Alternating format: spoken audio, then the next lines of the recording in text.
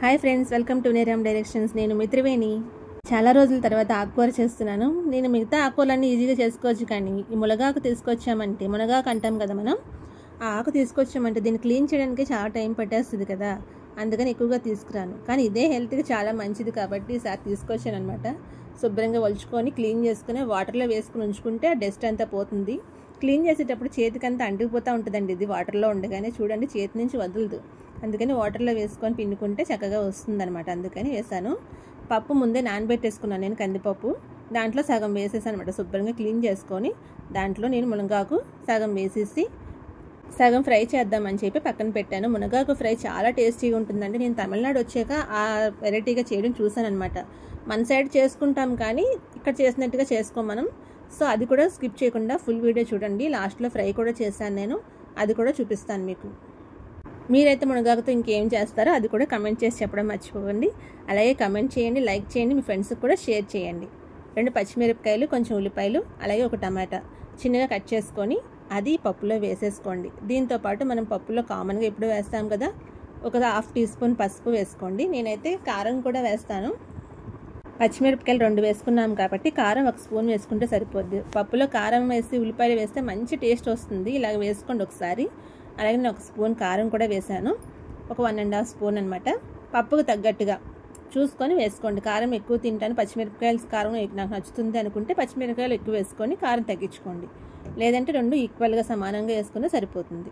దానికి మనం ఎంత పప్పు తీసుకున్నామో దానికి సరిపడగా, ఆకుకి సరిపడగా కొంచెం ఉప్పు కూడా వేసేసుకొని ముందు నార్మల్ వాటర్ వేసేసుకొని ముందు పప్పు అంతా ఉడకపెట్టుకోవాలండి. తర్వాత మనం నిమ్మకాయ పులుసు వేసుకుంటాం కదా ఎప్పుడూను, లేదంటే చింతపండు పులుసు కూడా వేసుకోవచ్చు. పప్పుల్లో నిమ్మకాయ వేసుకున్నా చింతపండు పులుసు వేసుకున్నా టేస్ట్ వస్తుంది. సో ఏదైనా వేసుకోవచ్చు. ఈజీగా అయిపోవాలంటే నిమ్మకాయ పిండి వేసుకుంటే సరిపోతుంది. ఇప్పుడు మనం ఫ్రైకి కూడా ఎలా రెడీ చేసుకుంటానో చూద్దాం. ఒక కడాయి పెట్టుకొని కొంచెం ఆయిల్ వేసుకున్నాను. దీంట్లో మనకి ముందుగా చిన్న చిన్న ఉల్లిపాయలు దొరుకుతాయండి మాకు తమిళనాడులోని.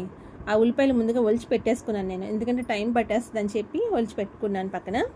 దీంట్లో కొంచెం ఆవాలు, కొంచెం జీలకర్ర, 1/2 టీ స్పూన్ మినపప్పు, శనగపప్పు అన్నీ నేను చేత్తో వేసేస్తున్నాను, స్పూన్తో చూపించకుండా. ఎందుకంటే మనకి చేత్తో వేయడం అలవాటు అయిపోతుంది కదా వండేటప్పుడు, అందుకని. చిన్న ఉల్లిపాయలు, కొంచెం వెల్లుల్లిపాయలు, రెడ్ చిల్లీ, కొంచెం ఎండుమిరపకాయలు తుంచుకొని ఒక 4 ఎండుమిరపకాయలు, అలాగే కొంచెం కరివేపాకు. చిన్న ఉల్లిపాయలు ఒలుచుకొని చిన్న చిన్న ముక్కల కింద, కొంచెం చిన్న ముక్కల కింద, మరీ చిన్నగా కాకుండా 2 కింద కట్ చేసుకున్నాను అనమాట, కొంచెం పెద్దగా ఉన్నాయి మాత్రం. ఫస్ట్ వెల్లుల్లిపాయలు, కరివేపాకు వేసుకొని అవి వేగిన తర్వాత మనం చిన్నగా కట్ చేసి పెట్టుకున్నాం కదా ఆ ఉల్లిపాయలు కూడా ఇందులో వేసేసుకోవాలి. మరీ మగ్గిపోకూడదండి. ఉల్లిపాయలు వేసిన తర్వాత ఎక్కువసేపు మగ్గనివ్వకండి, ఎందుకంటే అవి నోట్లో తగులుతూ ఉంటేనే బాగుంటుంది. అలాగే వెన్నమిరపకాయలు కూడా వేసుకొని ఒకసారి తాలింపు అంతా వేగిపోయిన తర్వాత ఉల్లిపాయలు వేసేసుకోండి. మీరు ఎప్పుడైనా ఇలా చేశారా? మనం తోటకూర ఇవన్నీ వేపుడు చేసుకుంటాము, కానీ చిన్న ఉల్లిపాయలు ఇంకా లాస్ట్లో కొబ్బరికాయ కూడా వేస్తానన్నమాట దీంట్లోని. అది మంచి రుచి కూడా ఇస్తుంది కొబ్బరికాయ కూర వేసుకుంటే. మనం పప్పు రెడీ అయ్యేలోపు ముందు ఇది రెడీ అయిపోతుంది. చాలా ఈజీగా అయిపోతుందండి. మునగాకు చక్కగా లేతగా ఉంటే ఇంకా ఈజీగా అయిపోతుంది. ఒక్కొక్కసారి మునగాకు ఏంటంటే కొంచెం ముద్దుగా కనిపిస్తుంది, అదైతే కొంచెం టైం పడుతుంది, కానీ ఈజీగా అయిపోతుంది. మార్నింగ్ టైం బాక్సులకైనా కూడా చక్కగా అయిపోతుంది. ఇది కూడా ఇందాక సగం పప్పులో వేసాం కదా, సగం ఆకుకూర దీంట్లో చూసారు. ఉల్లిపాయలు కొంచెం వేగితే సరిపోతుంది, మరీ ఎక్కువ వేగనివ్వకండి. ఇప్పుడు మిగతా ఆకుకూర అంతా దీంట్లో వేసేసుకోండి. మనం ఏ ఆకుకూరన్నా ముందు ఫ్రై చేసేటప్పుడు ఎక్కువ కనిపిస్తుంది, కానీ ఉప్పు వేసి పసుపు వేసి అన్ని మగ్గనిచ్చేసరికి కొంచెం అయిపోతుంది. అందుకని ఉప్పు వేసేటప్పుడు మాత్రం చాలా జాగ్రత్తగా వేసుకోండి. ఎందుకంటే మనం ఆకుకూర ఎక్కువ ఉంది కదా అని చెప్పి కొంచెం ఎక్కువ వేసామంటే ఎక్కువైపోద్ది, మగ్గిపోయిన తర్వాత కొంచెం అయిపోతుంది కాబట్టి. సో నేను ఒక్క 1/2 టీ స్పూన్ సాల్ట్ మాత్రం వేసాను. మగ్గిన తర్వాత చూడండి ఇది ఎంత కనిపిస్తుంది, తర్వాత ఎంత అయిపోతుందని మీరే చూడండి. కొంచెం అయిపోద్ది అనమాట. ఏ ఆకుకూరనే అంతే. ఉప్పు వేసేటప్పుడు మాత్రం జాగ్రత్తగా వేసుకోండి. చాలామంది మన ఛానల్ని సబ్స్క్రైబ్ చేయకుండా చూస్తున్నారు. ప్లీజ్ లైక్ చేసి సబ్స్క్రైబ్ చేయండి ఫ్రెండ్స్. మన వీడియోస్ అన్నీ చూడండి ఒకసారి, నచ్చుతాయి అందరికీ. నచ్చితే మీ ఫ్రెండ్స్కి కూడా షేర్ చేసి సపోర్ట్ చేయమని చెప్పండి.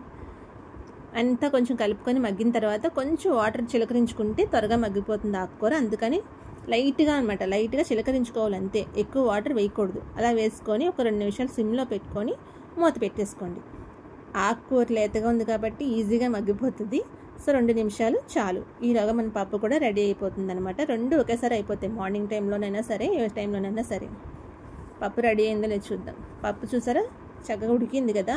ఇప్పుడు మనం చింతపండు పులుసు కొంచెం నానబెట్టుకొని ఉంచుకున్నాను నేను ఆల్రెడీ చింతపండు, ఆ పులుసు కూడా ఇందులో వేసుకుందాం. కొంచెం పలుకు అనిపించిందండి నాకు, పప్పు గుత్తితో తిప్పినప్పుడు కొంచెం పలుకు అనిపించింది. అందుకని నేను ఏం చేశానంటే చింతపండు పులుసు వేసి ఇంకొకసారి మళ్ళీ విజిల్స్ పెట్టాను అనమాట. ఒక్కొక్కసారి ఈజీగా కుక్ అయిపోయినట్టు అనిపిస్తుంది మనకి, ఒక్కొక్కసారి మాత్రం టైం తీసుకుంటుంది కదా ఈ పప్పులు అవిను. చూసుకొని ఒకసారి మీరు కూడా ఉడికిందా లేదా చూసుకొని చెక్ చేసుకొని తాలింపు పెట్టుకోండి. పప్పులో నేను ఇవాళ అయితే చింతపండు పులుసు వేస్తున్నాను. దీంట్లో నిమ్మకాయ కూడా వేసుకుంటారు చాలామంది, టమాటా పప్పుకు కానీ లేదంటే మామూలు పప్పు వండేటప్పుడు ఆకుకూర పప్పుకు కానీ నిమ్మకాయ పిండుకున్నా కూడా చాలా రుచిగా ఉంటుందండి. అది కూడా ట్రై చేయండి కావాలనిపిస్తే మీకు. నేను ఇంకొకసారి విజిల్స్ పెట్టుకున్నాను. ఈ పప్పు రెడీ అయ్యేలోపు మన ఫ్రై రెడీ అయిపోయిందో చూద్దాం. చూసారా మగ్గిపోయింది. ఇందాక ఎంత ఉంది, ఇప్పుడు చూడండి ఎంత అయిపోయిందో. కొంచెం అయిపోతుందని చెప్పాను కదా, చిన్నగా అయిపోయింది, కొంచెం మగ్గిపోయి మొత్తం అంతా. ఉల్లిపాయలు కనిపిస్తున్నాయి కదా అన్నీ చక్కగా అలాగే ఉంటేనే మనకి అన్నంలో తగిలేటప్పుడు ఆ టేస్ట్ అది బాగుంటుంది. సో మరీ మగ్గిపోనివ్వకండి ఉల్లిపాయలు మాత్రం. కొంచెం ఇలా మగ్గిపోయిన తర్వాత ఇప్పుడు మనం రెడీ చేసి పెట్టుకున్న కొబ్బరి తురుము కూడా దీంట్లో వేసేసుకుంటే మన ఫ్రై రెడీ అయిపోతుంది. కొబ్బరి తురుము ఆల్రెడీ నేను తీసి పెట్టుకున్నాను రెడీగాను. ఒక్క నిమిషం వదిలేసామంటే ఇలా అయిపోతుందండి. కొంచెం అడిగంటింది నాది, కొంచెం ఒక నిమిషం వదిలేసాను నేను కొబ్బరి తురుము తీసేటప్పుడు. తీసి రెడీ చేసేసుకొని అది కూడా కొంచెం వేసేసుకొని ఒకసారి కలుపుకొని దించేసుకోవాలి. స్టవ్ ఆపేసుకోవచ్చండి కొబ్బరి తురుము వేసేటప్పుడు. మరీ ఎక్కువసేపు ఫ్రై చేస్తే కొబ్బరి స్మెల్ వస్తుంది, వేరే స్మెల్ వచ్చేస్తుంది అనమాట, కొంచెం ఆయిల్ స్మెల్ లాగా వచ్చేస్తుంది. సో మనం వేడివేడిగా మునగాకు కొబ్బరికాయ ఫ్రై రెడీ అయిపోయింది. ఈలోగా పప్పు కూడా రెడీ అయిపోతుంది కాబట్టి దాంట్లో కూడా తాలింపు పెట్టేసుకుంటే మన మునగాకు పప్పు కూడా రెడీ అయిపోతుంది. వీడియో మీకు ఎలా అనిపించిందో మర్చిపోకుండా కమెంట్ చేయండి. మీ ఫ్రెండ్స్కి షేర్ చేసి సబ్స్క్రైబ్ చేయమని చెప్పండి ప్లీజ్. పప్పు కూడా చక్కగా రెడీ అయిపోయింది. దీనికి కూడా తాలింపు రెడీ చేసుకుందాం ఇప్పుడు. మీరు కమెంట్ చేస్తేనే నాకు తెలుస్తుందండి వీడియో నచ్చిందా నచ్చలేదా, మీకు వేరే ఏదైనా చేంజ్ చేసి మార్చుకొని వేరే వీడియోస్ ఏమైనా చెయ్యాలని తెలుస్తుంది కదా. ఎవరికైనా సరే కమెంట్ చేస్తే తెలుస్తుందండి. ప్లీజ్ కమెంట్స్ చేయండి, అలాగే సబ్స్క్రైబ్ చేసి సపోర్ట్ చేయండి. దీంట్లోకి కూడా పప్పులోకి కూడా కొంచెం వెల్లుల్లిపాయలు, ఎండుమిరపకాయలు, అలాగే కొంచెం కరివేపాకు, కొంచెం ఇంగువ వేసాను, ఒక స్పూన్ హాఫ్ స్పూన్ ఇంగువ వేసాను అనమాట నేను కొంచెం. అది కూడా వేగిపోయిన తర్వాత పప్పులో తాలింపు వేసేసుకుంటే మన వేడివేడిగా మునగాకు పప్పు మునగాకు ఫ్రై రెడీ అయిపోయింది చక్కగాను. మీకు ఇందులో ఏ రెసిపీ నచ్చిందో కమెంట్స్ చేయండి.